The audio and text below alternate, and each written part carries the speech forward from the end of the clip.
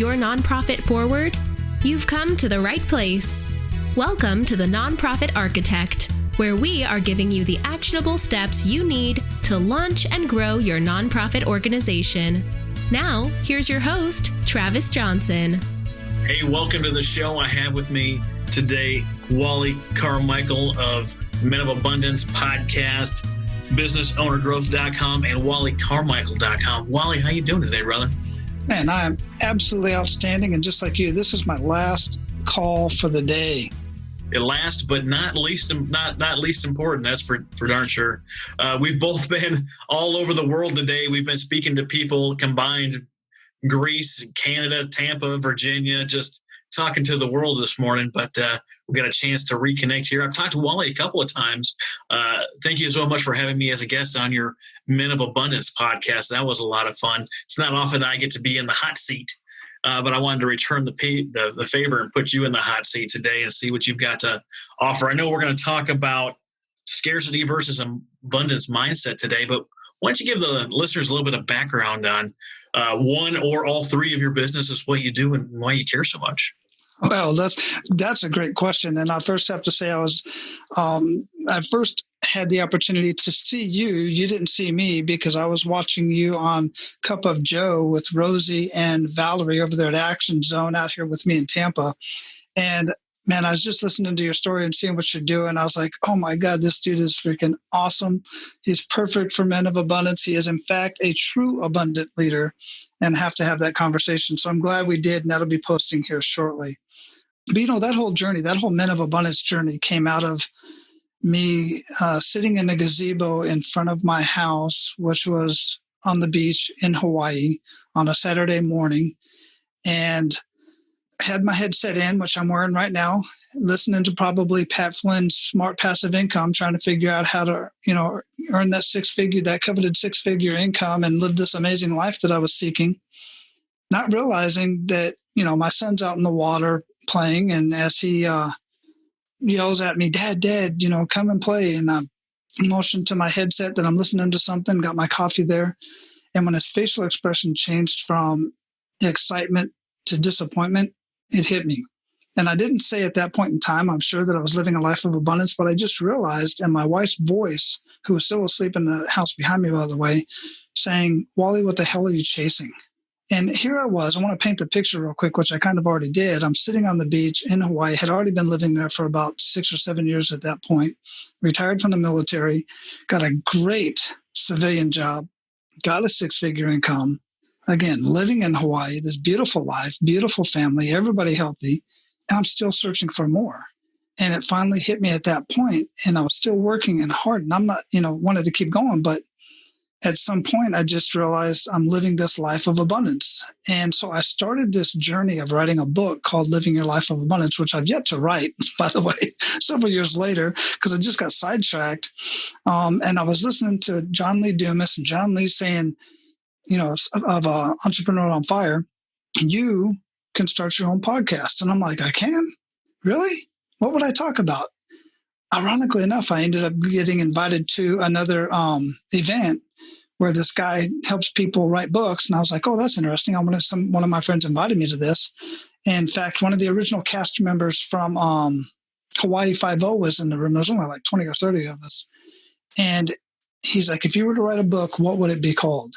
And that's where I came up with the idea, Living Your Life of Abundance. Well, I'm not going to go through the whole bit, but the bottom line is that turned into a podcast. That podcast turned into people asking me to coach them in living a life of abundance. Even one spouse contacted me. She says, look, I've been listening to your show. I love it. Your voice is so soothing, which blew me away. I hate my voice.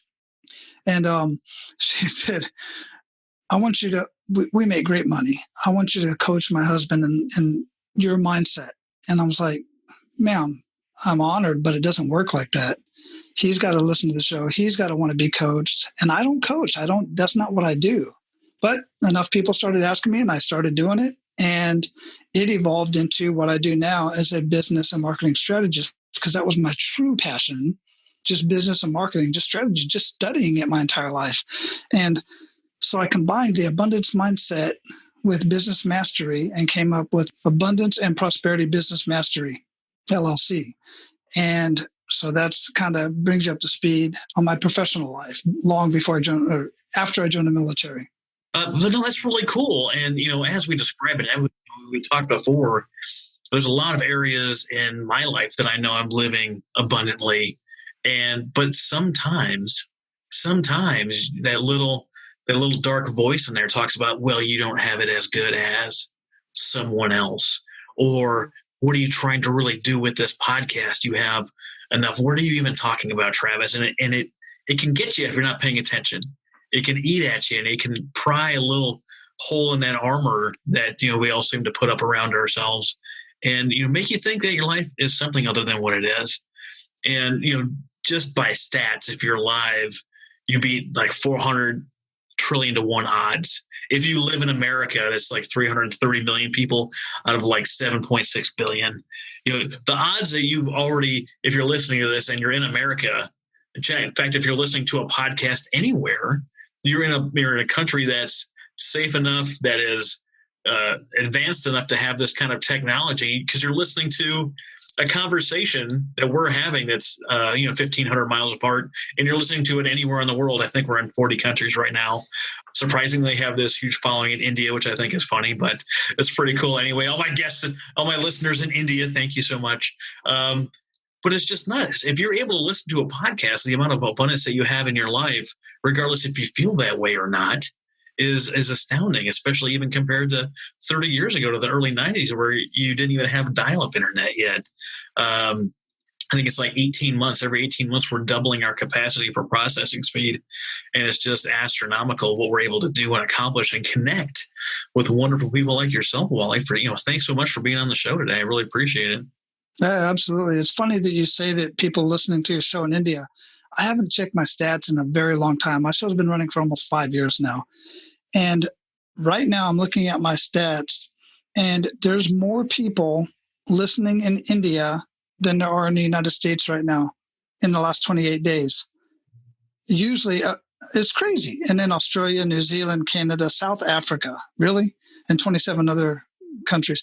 It blows my mind that and I started this podcast, by the way. I started my podcast while I was in Hawaii from the cab of my 2011 Toyota Tacoma, and was even tethering off the internet from a Starbucks that I would park outside of. And I took a couple of pictures of me years ago just for that, so I could document it at some point. There I am sitting in the cab of my truck with my microphone and my laptop in my lap, where it should be, because it's a laptop. But anyhow, and I'm looking, sometimes looking over the beach and stuff when I finally realized I could tether off my phone. But those are some of my favorite episodes, man, because it just started so long ago. But it's just amazing the technology we have that we can connect. But the whole idea behind the abundance mindset versus the scarcity mindset, as soon as I made that realization that I was truly living a life of abundance and started being more grateful for what I already had in my life, the weirdest thing happened. And many people out there have told you this time and time again. If you've ever read any personal, what do you call them? Personal development book or anything of that nature, is the mindset is everything. And once I started making that realization, so much more came into my life. For instance, that invitation to go see Patrick Snow talk about writing a book. And then the introduction to, and then that podcast with John Lee Dumas, who I'd already been listening to for months. And all of a sudden he's saying, started one of his podcast courses, and you could do this podcast course. And I was like, well, that sounds neat, but what would I talk about? And then now it's evolved into 2 podcasts, and it's evolved into a business. But more importantly, I've gotten connected and had conversations with some of the most amazing people. I mean, I've had conversations with people you'd never hear of, I would have never heard of. I contacted Jay Papasan, co-author of the One Thing, with I think it was, who did he write that with? Gary, was it Gary Keller? I forget who he co-wrote that with. But anyway, I reached out to him on Twitter, and he's like, "Yeah, absolutely, I'll be on your show." I'm like, "What? That's crazy." I've had a conversation with Jeff Hoffman, the founder of Priceline.com 20 some odd years ago, a billionaire. We shared a virtual stage together. I reached out to him, and he's like, "Yeah, absolutely, I'll come on your show." And since then, we've started kind of working together on some stuff. But it's just opened up so many doors to have the abundance mindset versus the scarcity mindset, and to take it even further. I have conversations with people on my show who do the same thing that I do. And people have asked me, Wally, why would you have conversations with people that are competition to you? And I'm like, why would I not? I can't possibly work with everybody and I don't want to work with everybody. But these folks have things that I can learn from. And there's people out there that absolutely want to, improve their business or improve their marketing, improve their profit margins, but they may not relate to me. I'm very blunt and direct when I coach and when I talk with people. And some of these people just have a different approach and have different strategies. And I want to learn from every single one of them. And I want to lift them up. It's all about sharing the wealth, right? Absolutely. I'm a nonprofit consultant on the side. I help walk people through whatever their struggle is. I help put the next $30,000 of donations in your nonprofit. But I bring on other fundraisers and other consultants and people that would rival me. Or it is not about that at all. There's 7.6 billion people on the planet, 7.6, 7.8. So that is more than enough to go around. There's people that are going to absolutely love what I have to say, and they're going to love the way I do things, and they're going to be all on board. And there's some people like, Travis, I think you're kind of weird, so I'm going to go with someone else. That's totally cool. I have a list of people I can refer you to that might be your cup of tea when I'm not. And there's nothing wrong with that. And I wouldn't have been able to say that a few years ago. 10 years ago, I was not in this place. I was in the scarcity side of the mindset that I had to get everything for my family that I possibly could because it wasn't going to happen any other way. And there's a difference between having that drive, because that's your drive for you and your family, and having that as this need, because if you don't scratch at it and try to claw and get it, you're not going to have it. And, I wasn't always in this abundant mindset. And I mentioned it kind of in the intro. There's days where you slip back into those things and you start thinking that there's not enough. And it's just not true. And I love that you have conversations with Jeff Hoffman and all the people that you've connected to, because it's so interesting. The more you have and the more you switch your attitude to gratitude, it's the key to unlocking everything that we have. This abundance that says there's always going to be enough. When I didn't have enough money, we got on a budget and we decided that even though we were scraping the bottom of the barrel where budget was very tight, we decided to give. And when we decided to give, that flipped our household into an abundance household. That changed from a closed hand for every dollar that comes in to an open hand of every dollar that comes in, because it's going to come in and it's going to go out. But because we changed to that attitude and that place of giving, it completely changed the trajectory our family was on. It changed the trajectory our marriage was on. We went from having money fights to never fighting about money again. We haven't had a money fight in 15 or more years because we got on the same page. We got on the same budget and we started giving was the key. Being on the same page, very important. Also giving was the key to unlocking everything that we were doing. Yeah, absolutely. Absolutely. It's the same for us. I want to share something with you that's like literally brand new, just not even an hour old.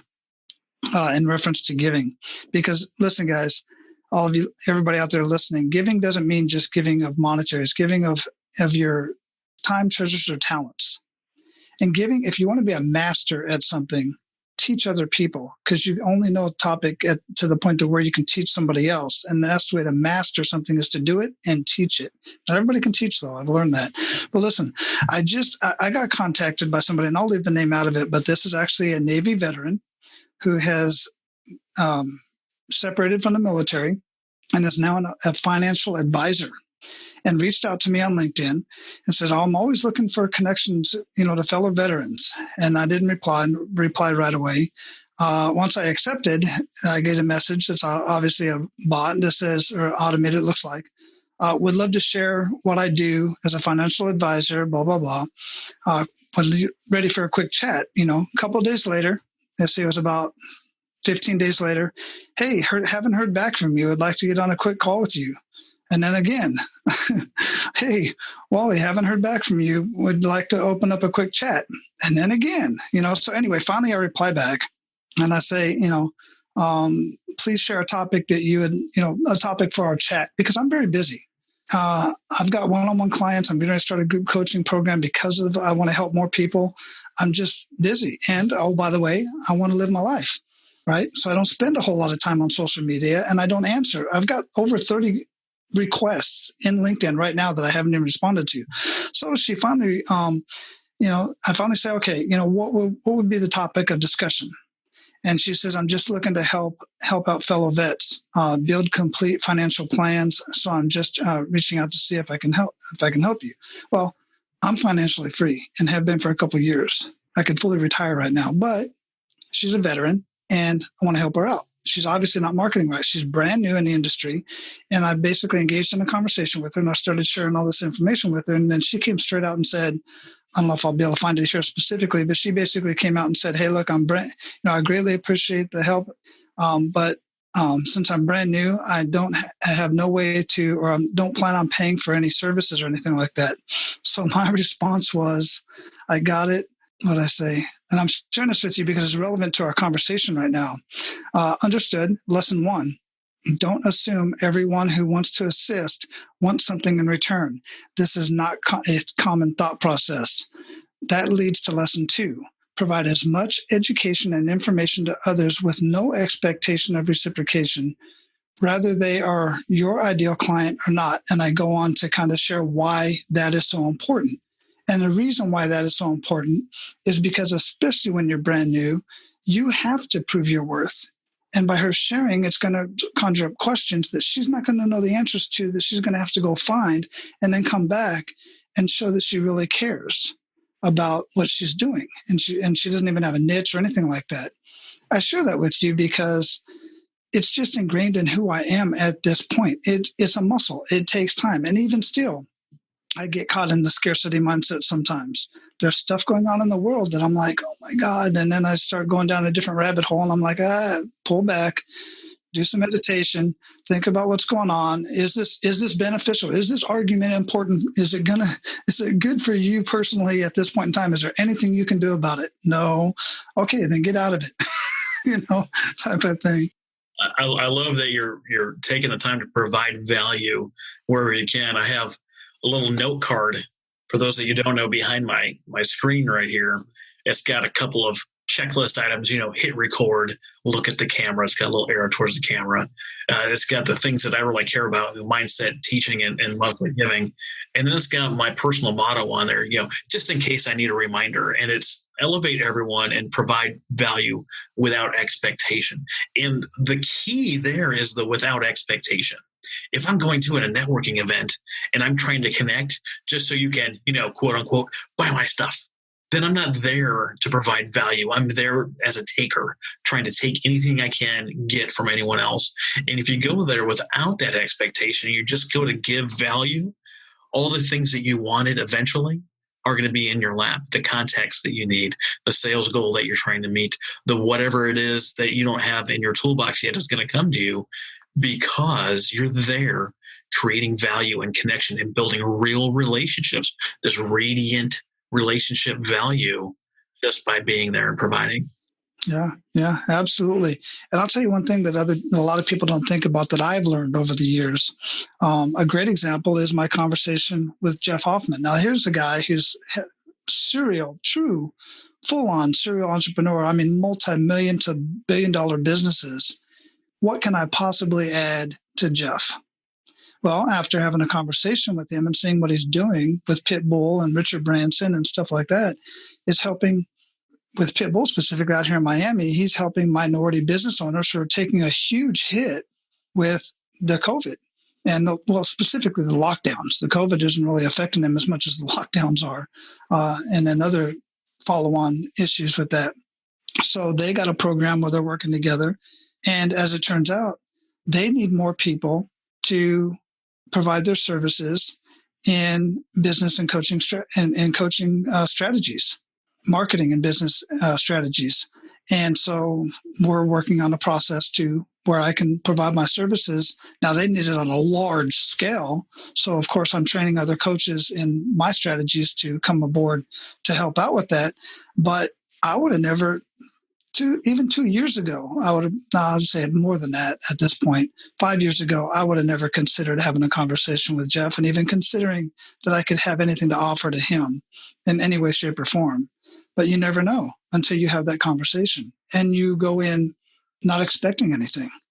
It's so interesting that we don't realize like the power that's within each of us. I interviewed Vincent James, and he runs Keep Music Alive, and he's frequently one of the episodes I share because what he provides in there is this real value. He walks us through the process of how he initiates contact with celebrities to get them to help promote his cause of keeping music alive. He has Julie Andrews, Jack Black, and a whole list of other people that have, they love music. And because he went forward and made the connection, and now, you're not getting a yes with every email, of course. It might take 100, 200. It might take 3, 4, 5 follow-ups with the same person. But he's getting these celebrities to come on and promote his cause.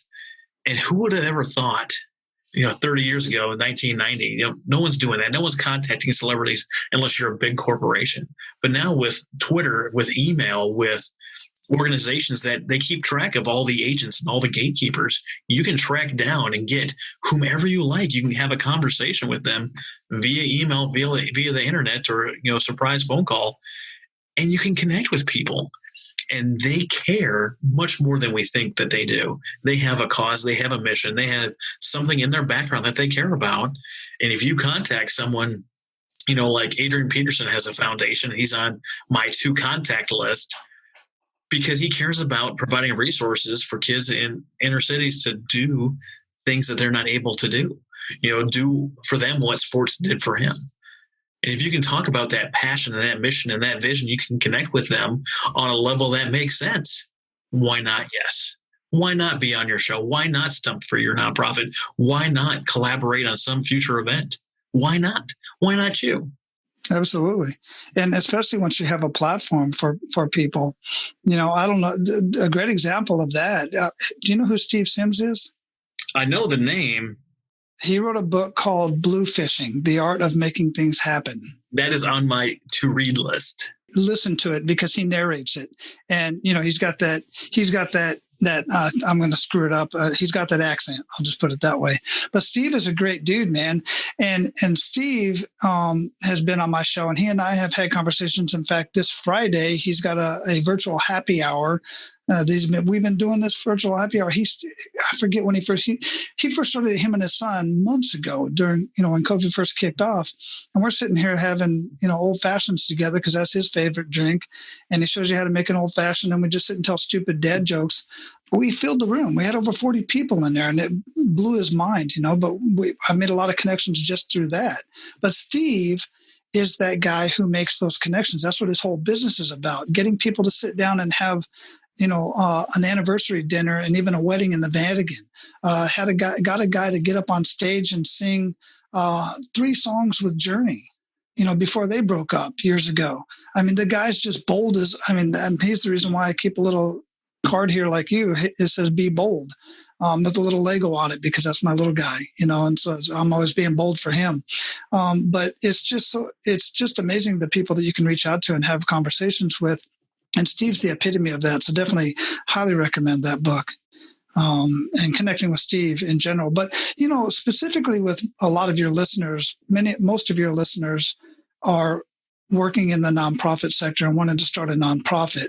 And one of the conversations that I thought of from many years ago was with the guy, Jeremy Paris, who used to have a podcast called Veteran Resources Podcast, and now it's on YouTube.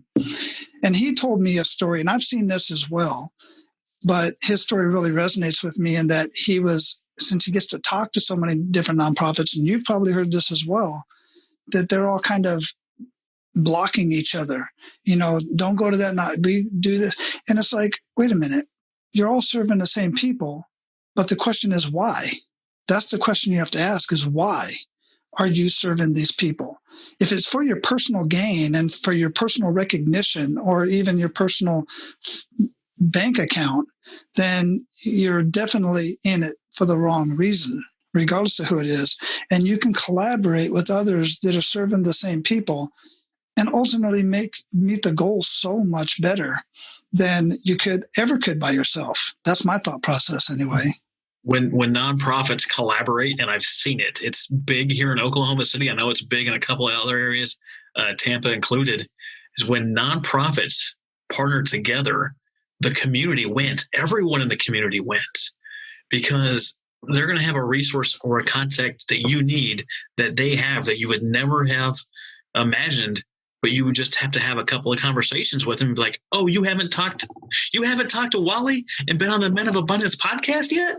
Oh, let me get you connected with Wally. He's fantastic. It's no problem. It's not a big ask, but you would have no idea. And nonprofits are some of the worst at this. And I'm kind of poking at my own industry of not talking together, not working together. There's 53,000 veteran nonprofits in the U.S. And Nick Valentine and his crew at Operation Phantom Support, they're doing a great job outside of Fort Hood and Killeen. They're doing a phenomenal job. He had me on his Veterans Be Real podcast. He's doing a phenomenal job down there working with anyone and everyone in the community to come together to serve Killeen in that greater Fort Hood area. I was just hanging out I went and visited him at his shop down there just during Thanksgiving. But there's people all over the country that are doing this well in different pockets. But you talk to some people and they feel like there's only one donor in town that they absolutely have to have. And if someone else gets it, they feel like they can't get that person too. Well, if you coordinate and work it out, and this organization has a 6-month partnership with them, and then you're going to hop in with your organization and you're going to pass the baton on to the next one, you absolutely can use and have access to the same person or the same bank or the same whoever you want in town. But this COVID has done a great thing for a lot of organizations. It's forced them to go online and look outside your local community.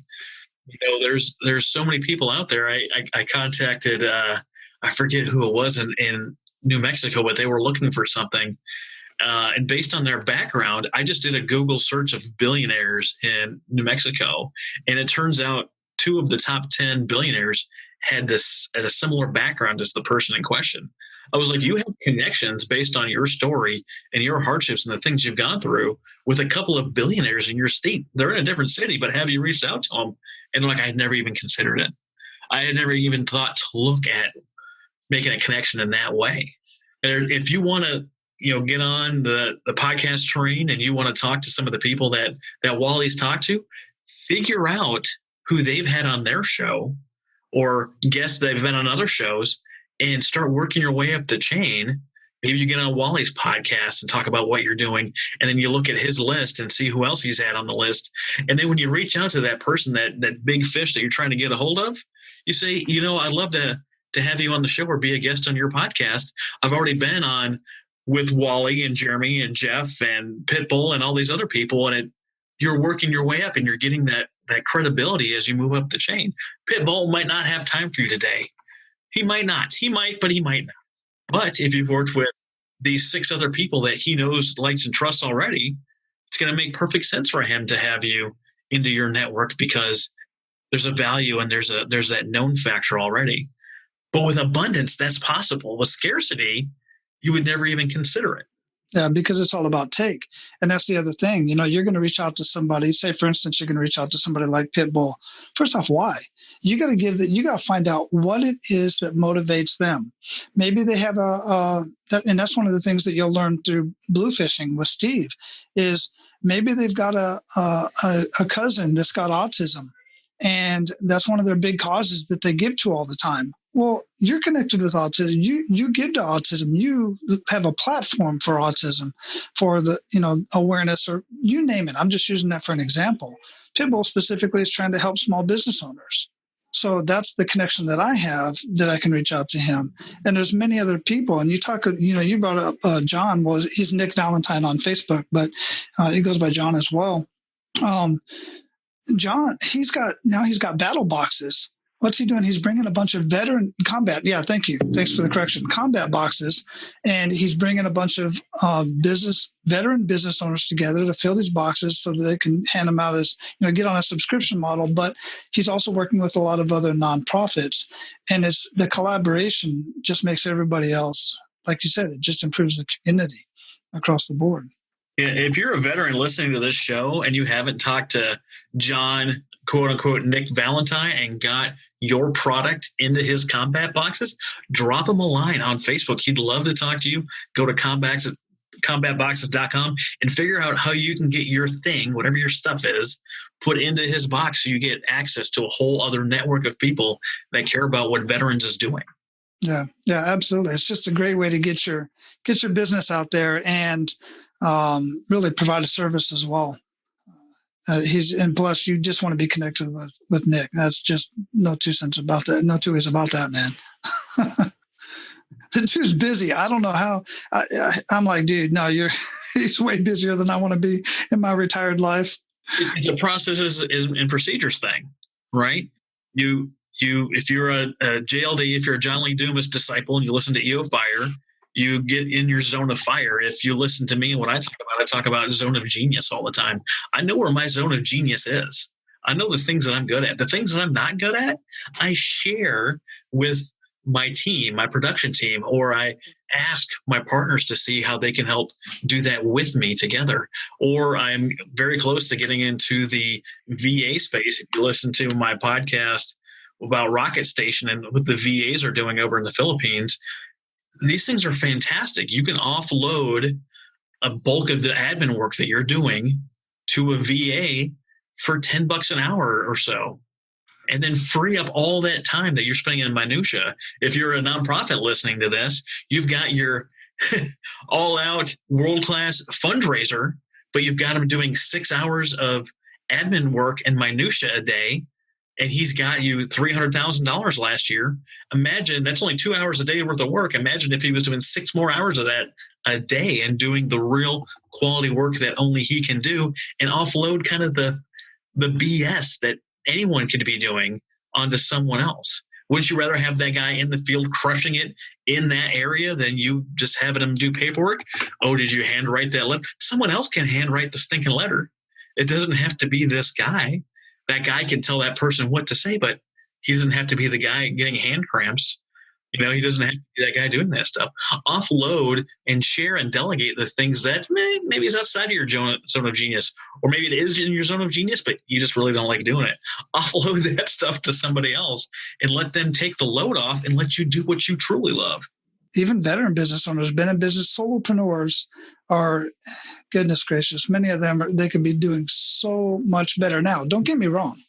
I don't know if you've ever heard the story of the American businessman walking on the beach and runs into the guy coming up with his fish off the boat. Have you heard this? Yeah, I think this is a story in the 4-Hour Workweek, right? It's in the 4-Hour Workweek. It's also in Prosperous Coach. But the bottom line is this. If you're happy where you're at in your business, then hey, great, more power to you. It's kind of like with myself. I personally do not want to be so busy that I can't go do stuff with my family, that I can't, like Thanksgiving, just get up and just drive down to Colleen, 18-hour drive time, and just enjoy ourselves along the way. I don't want to be so busy that I can't just get up and go down to, Universal or Disney World when I feel like it. That's just me and my lifestyle. But if you're at your wit's end, and I see it all the time, people posting on social media that they're so busy, they don't even have weekends. They don't know what vacations are. And you're building a business. I get it. You got to do that from the beginning. But at some point, if you truly want out of that lifestyle and stop complaining about it, some people just like to complain about it. I get that. That's a fact. It's part of the magic. They get all the attention when you complain. It is. There's one veteran, I won't mention his name. I tried to, he put a thing in a Facebook post and he said, if I could only get more clients and somebody posted it, well, if you'd open your doors. I thought, well, that's kind of rude. But then I start giving some free information and some, stuff like this. I did a video for him. He, to this day, because I track it, I can see who watches my videos when I do these videos for people. And I showed him what's going on with his website, things he can improve on his Instagram, things he can do on Facebook, this, that, and the other, all the stuff I took the time to look for and point out to him. He still to this day has not watched that video. And he just kept saying the same stuff. Well, I just need more clients. I just need more people to come in the door. Now I see why that dude made the rude comment about, well, your doors aren't open, because he wants to be there. But my point is, you have to do, if you really want to grow, then learn what Travis just said, do what Travis just said, get some people doing the things that you should not be doing as a business owner so that you can stay in your zone and be so much more productive and get more done. There's tons of books out there. There's the E-Myth Revisited. There's people at our friends at rocketstation.com that'll help you create the process. You're not sure exactly what it is that you're doing or how you're doing it, and they'll dissect this thing with you and show you in the process and make it a real procedure that's repeatable. And that's what is called creating systems in your business or in your nonprofit. See, especially if you're a solo shop and you're the janitor and the CEO, you're the fundraiser, you're the executive director, you're the PR guy, you don't have time to do all that stuff. You don't have the energy to all that stuff. And you might be able to do it for a week or a month or a year or maybe 2 years, but eventually you're going to start wearing yourself out. It's just like that, fancy tool that you have in your toolbox, the big screwdriver that you use for everything. It's a screwdriver and it's a hammer and it's a crowbar. Eventually you're going to wear that thing out. And that's what's happening with you. You're getting wore out. You're getting beat down. You're not saying yes to help. You're not watching the video that Wally dissected for you to show you exactly what you can do and how you can change this up and how you can switch things. But it's great that you talked about that because you actually have a special offer for our listeners. Yeah, absolutely. And that's part of what you were just talking about. One of the things that I truly enjoy doing is in order for you to go anywhere, if you're going to go anywhere, road trip, you start your business, learn a new instrument, you have to know where you are. What is your current skill level? Where is your business at? Then you have to know, where do you want to be? Where's the destination? Where do you want to be 12 months from now to 5 years from now? Just think about it. What would you like to do? And then you have to look at the roadblocks in between where you are and where you want to be. So what I do is I have some software that I use, and I do an assessment of the business. And I primarily do this for service-based businesses, but I can do this on any business, either on the operations side and marketing or on the digital marketing side, and give you a digital marketing footprint and show you where you're at, where you want to be, show you some of the roadblocks and strategies to knock those roadblocks down. And when you leave that assessment, you get the recording of our conversation. You get a detailed report that my team puts together, along with a roadmap for you to follow step by step. If you're the DIY type of person, and many business owners are and entrepreneurs are, shame on you. I'll say that up front, first off, because it's great to be DIY to a certain extent, but if you're listening to what Travis and I are talking about, you're not going to grow that way. But you have to start there. So you have that, and you can go on and implement however you like. And that'll be in the, just go to menofabundance.com/NPA for nonprofit architect. And that'll be right there for you. Just go there and check that out. I have a little introductory video and kind of share some more stuff about myself if you care to know. And how much does that normally cost, and how much are you charging our listeners today? Oh, great question. Normally, with everything that I just shared right there, it's normally $500, $497. And because they are your listeners, and to be quite frank with you, I do this quite often on shows that I'm on. Many people won't take me up on it. I don't know if they're afraid of it. I don't know if they're afraid to find out where they are.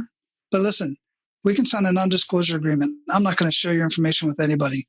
And I'm just doing it just because, I dig Travis. I dig what he's doing. And, having this conversation on the show, I just like to give.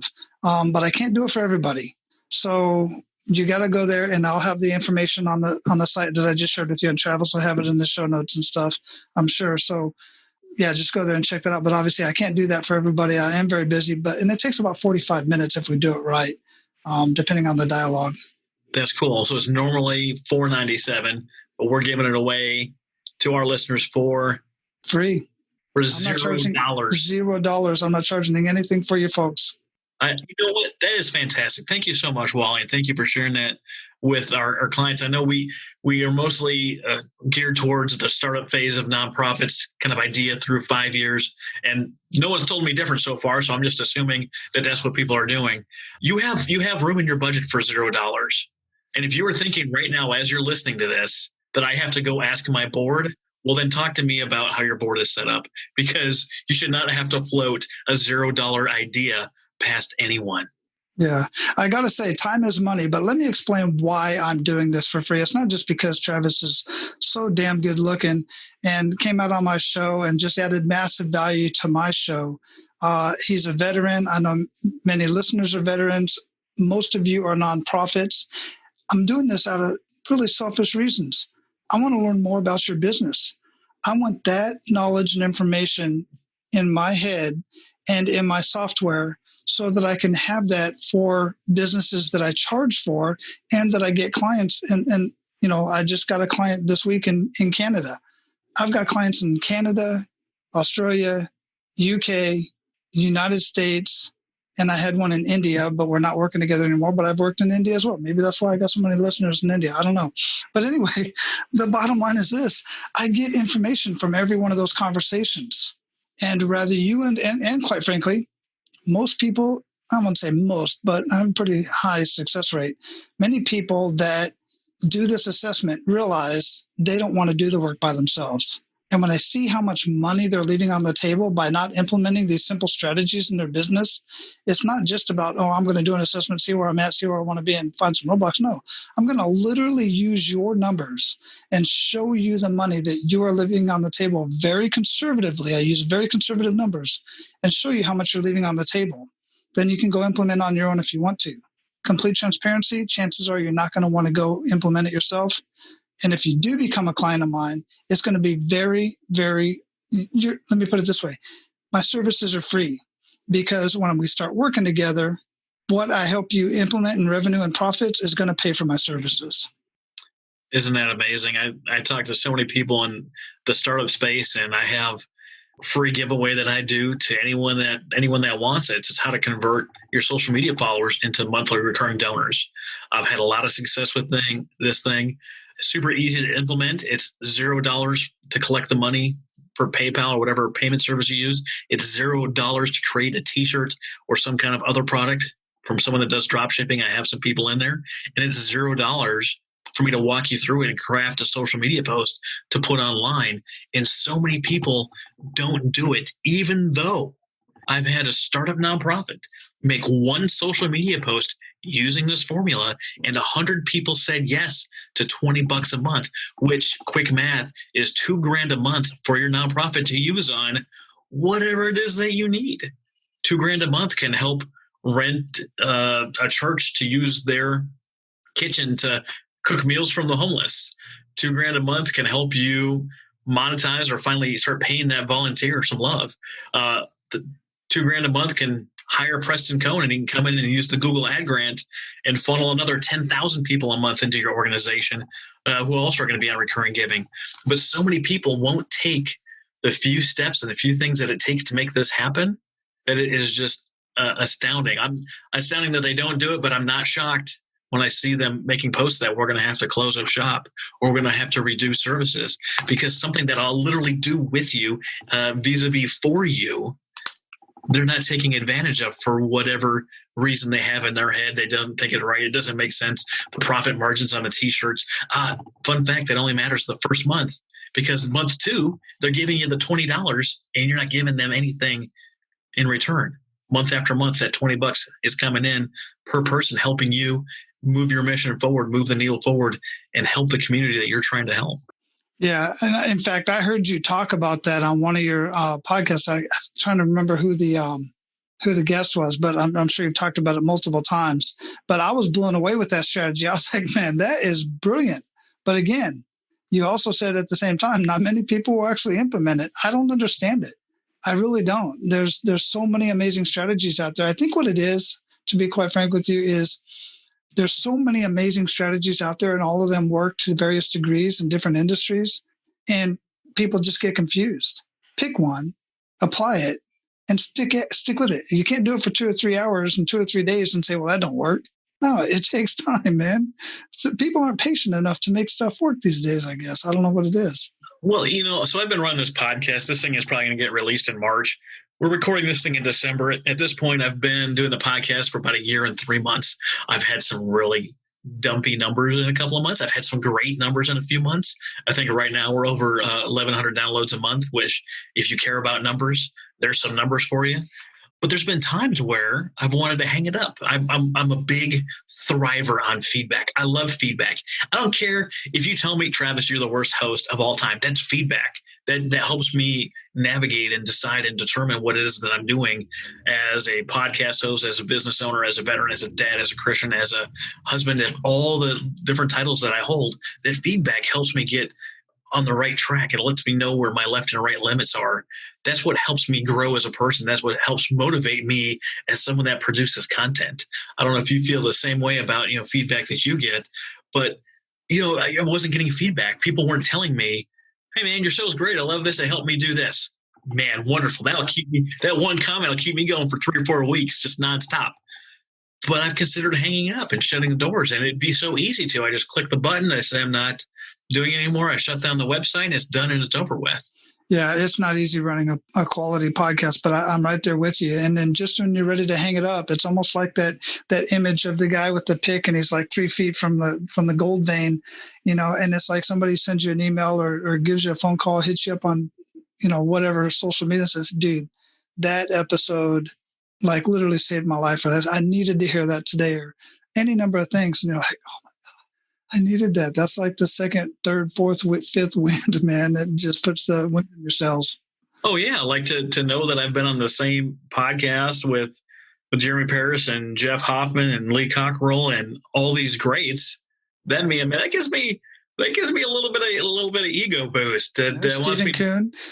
That's a matter of fact. That's who I heard. I heard you talking with Stephen Kuhn on your show, you guys were talking about that topic, and he's brilliant as well. He's phenomenal. I had both.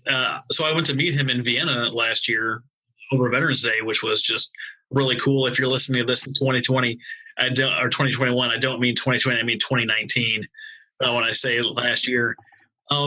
What just a wonderful man. He's like, come on out and meet me. We went out. He was speaking at a conference. We went to one of his clients' places in Western Austria. And he's like, what are you doing for the week? What are you doing for the weekend? I was like, I've got no plans. He's like, you're out here in Europe just to meet me with no plans? I'm like, yep, why not? And he's like, well, if you're interested, you're definitely invited to come stay with my wife and my kids and hang out at my house in Budapest, and you can kind of listen in on some coaching calls and some different things I'm doing, kind of coaching through osmosis. Would you be interested? I'm like, heck yeah, sign me up. Why not? That's the kind of people that I want in my life. That's the kind of people I want to be associated with. That's the kind of person that you are. And that goes a long way. That means a lot to me. I don't say that lightly. That's what living a life of abundance can look like when you can, at a drop of a hat, take in some strange man you met on the internet and have him in your house or around your family for a week, because you're just giving value and you're just being that person that cares. Kind of like what Jesse Itzler did with David Goggins, right? You familiar with that? Living with a Navy SEAL? Yeah. David Goggins, a Navy SEAL. Yeah. Jesse Itzler. Absolutely. His books are fantastic, and his message is phenomenal. Share that with the listeners that may not have heard that about David Goggins. Well, yeah, Jesse Itzler. If you don't know who Jesse Itzler is, he was started the whole Marquis Jets and all that kind of stuff, and was a rapper back in the day, and worked a lot with 50 Cent and all kinds of stuff. He's a very good, amazing businessman in his own right. Married to why can't I remember her name? She started Spanx. Anyway, he was out on a run. And one of these long distance runs, and he sees this one guy sitting over here in a lawn chair. Everybody else has got these teams with him and stuff. This one guy over there in a lawn chair eating some, I think, peanut butter out of a jar or something like that. And he's like, who the heck is this guy? He ain't going to make it. Well, he made it. And at the end, Jesse was like, I need whatever that guy has. And he literally hired David Goggins to come live in his house with him and his wife and his kids for like a month or something like that. And he wrote a book about it called Living with a Navy SEAL. That was my first introduction to David Goggins, because I was already following Jesse Itzler. And so then you got David. That's a whole other conversation right there. That's Sarah Blakely that runs. Sarah Blakely. Thank you for, and I saw her actually not too long ago, a year or so ago, down here in Tampa. She was at an event. She was born and raised right here in Clearwater, Florida. So she came home. The more and more people, like 1 out of 3 or 1 out of 4 people I meet in the nonprofit space are doing amazing things are in the Tampa Clearwater area. Every time a name comes up, like, oh, you're amazing. Where are you at? Oh, I was at Tampa. And you're like, how is Tampa like the mecca of awesome people? I don't know, man. Do I get to move there when I retire from the Navy? Is that when we I guess they say this is God's waiting room.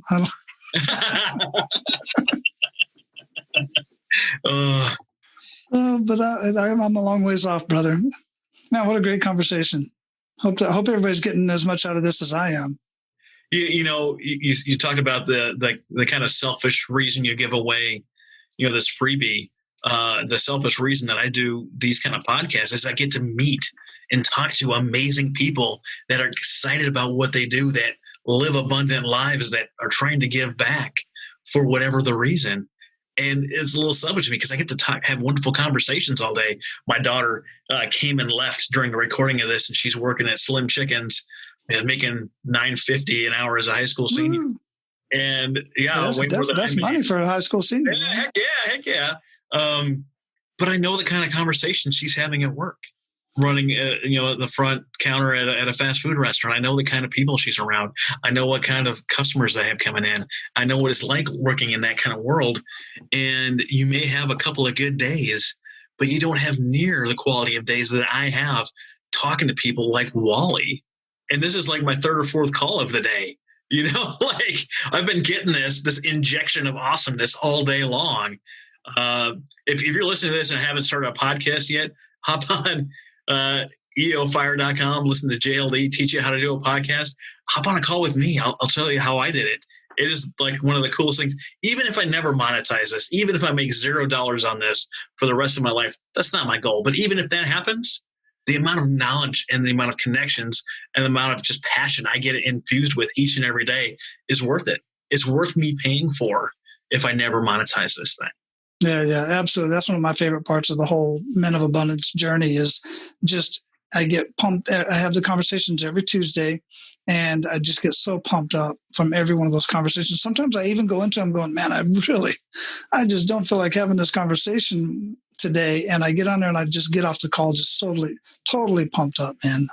It is, you can look at it as a selfish reason but then I pay it forward, and you do too. You pay forward the knowledge, and there you go. The abundance, living the abundance mindset. I tell you what, Wally, I hate to cut this thing off, but my wife's coming home from work in a little bit, and I want to see her.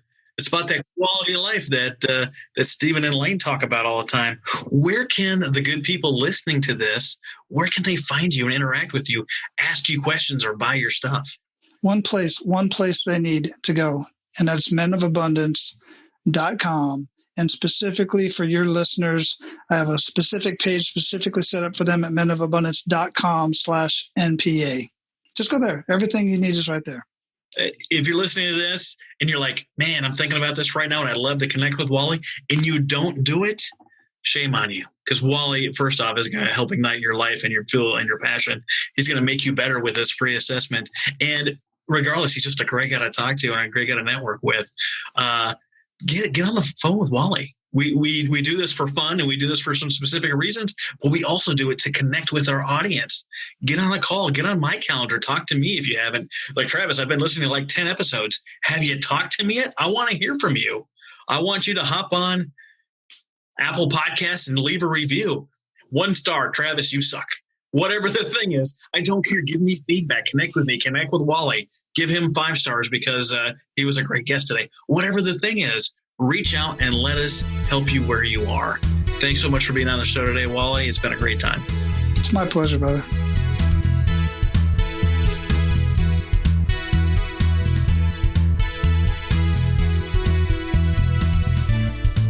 You've been listening to The Nonprofit Architect. To listen to all our past shows, visit http://nonprofitarchitect.org. And be sure to subscribe, rate, and review our show. Thank you.